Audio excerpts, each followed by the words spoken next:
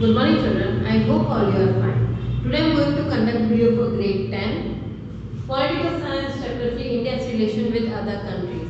Okay, is there we talking about a relation, it means the all type of relation we are talking, the economics, political, social, all this type of relation. Okay, for one thing, I'm just giving you introduction about the family.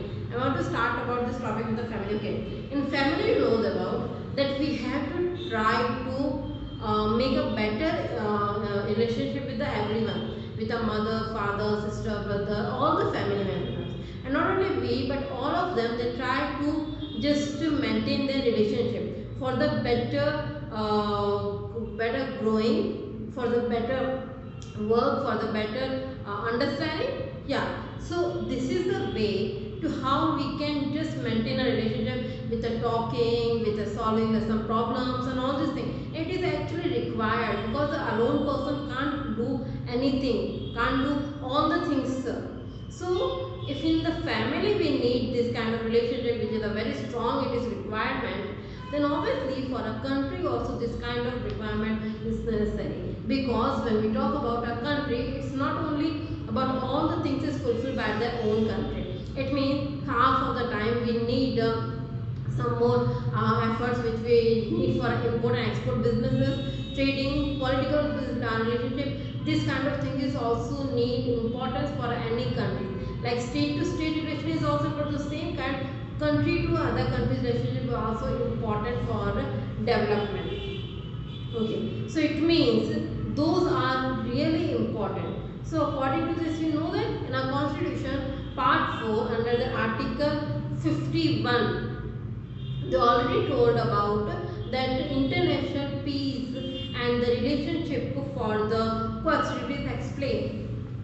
Now we are talk about major countries relationship with India.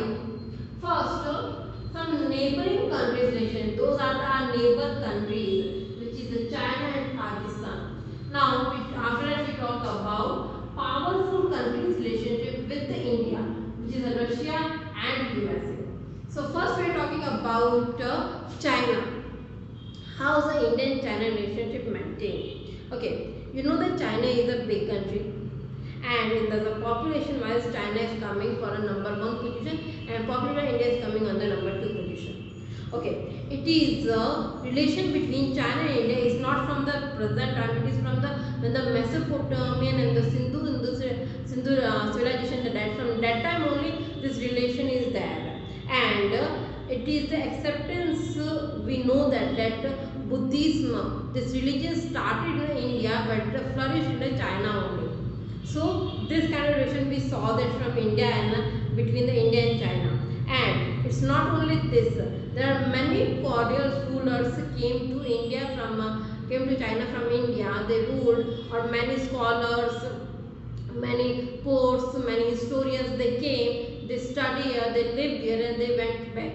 So this all are the way to be maintain a relationship with other countries.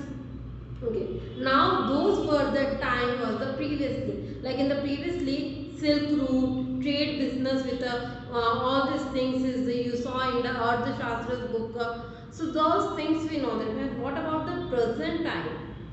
In the present time when we got independence after the 1947, that time the Panchasheel Treaty is there in all the SAARC countries, Asian countries. Okay, in that China is also bound with this Panchasheel conditions. But in 1962, India and China war happened. Okay, in that war, because he broke, so that's why a war done. And after the border dispute started. And from that time to present time also this dispute never solved. It's every time within a some times it started, and it is the area of disputing. It is especially the Arunachal Pradesh, Sikkim area, the border areas. Those there is time by time, month by month, there is some issues is coming. Sometimes the firing, sometimes any suddenly some persons came, and this kind of issues every time. So this not solved. But we know that the belong to it. There is a more this both countries are the important for the worldwide also, and this is the connection which is the bone of the country, because the most of the things what we are using today, that is from the China's product, and the China is also they is just taking the things from. Okay, in spite of the border disputes and wars, the bilateral relationship between India and China has remained and continue healthy. Both the countries have the highest population, we know that, and the both are identified the leading economies of the world, because they both have a lead population, more population, it means more markets are there. So all the other worldwide companies, they try to come in India and China because there are market availability is there. So the peoples are there, market is there, obviously it is a place to the take earnings. And India has established good relation between China after 1980s and has further cemented its relationship. With continued efforts of India and China, BRICS banks has been established. Okay, so this is the further strength to just maintain the India and China relationship. Now we talk about India and Pakistan.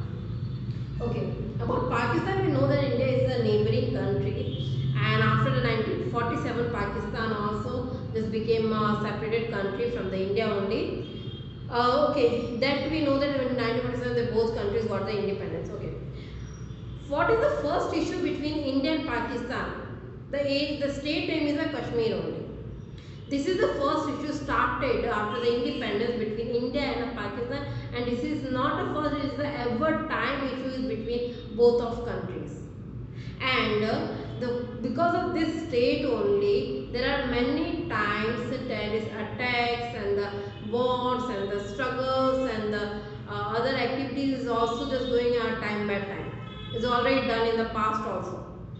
So they are not only these issues, there are water sharing issues also there. It means because the Indus river is flowing from Kashmir area, after that there is the tributary is also going there. So this is also river issue, because dam and everything is built on the India, but the river system is mostly flowing in the Pakistan area. So there is sometimes issues are there.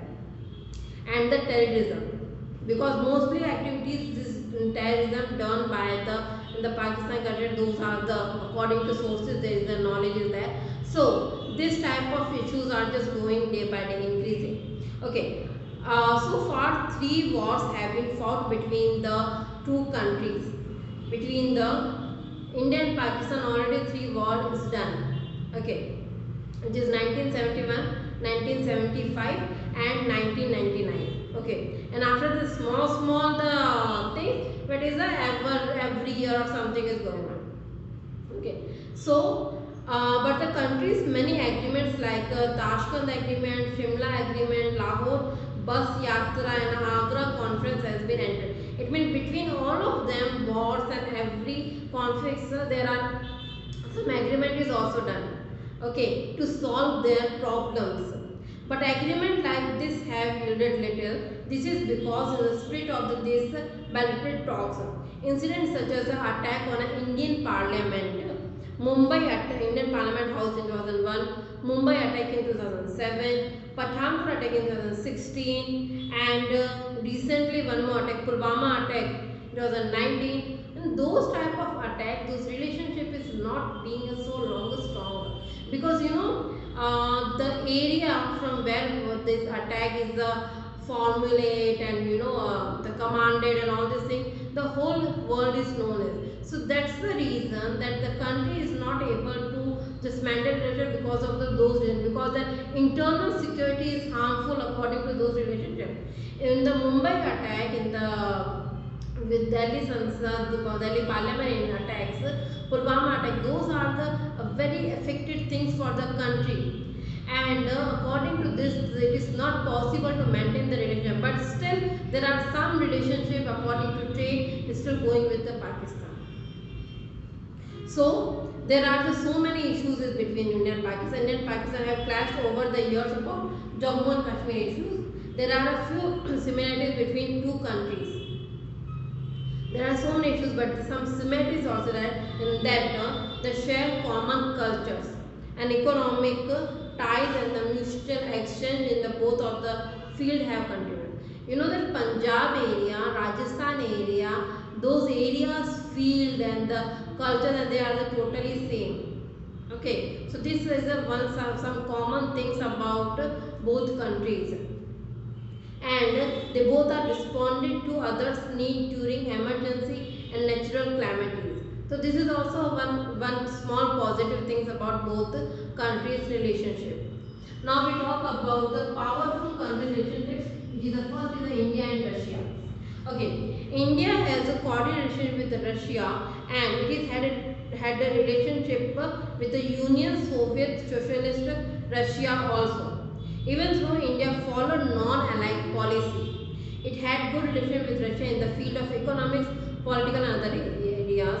USSR had opposed China's invention in India in 1962. During the Goa liberation in 1961, USSR had supported to India at UNO.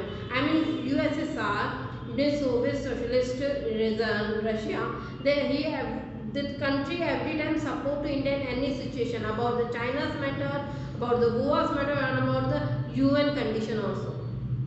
So that's why it is a very good relationship with Russia and India. And USSR had support the Tashkent Agreement between India and Pakistan in 1966. In 1971, India and USSR signed an agreement of 20 years of peace and cooperation.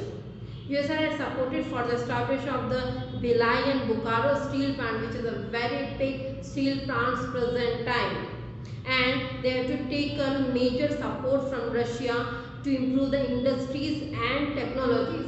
For industry and technology development, India is taking most of the time Russia support, and the Russia is providing a welfare support for the India to develop all the things. Russia has extended its support to India's quest for a permanent seat in the UN Security Council. In the UN Security Council, you know that there are 5 permanent members are there and the 15 temporary members, which are the changings.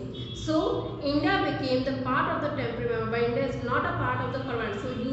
So Russia every time try to support that India is also become in a permanent seats. But still this thing is not working on. But at least Russia is trying every time.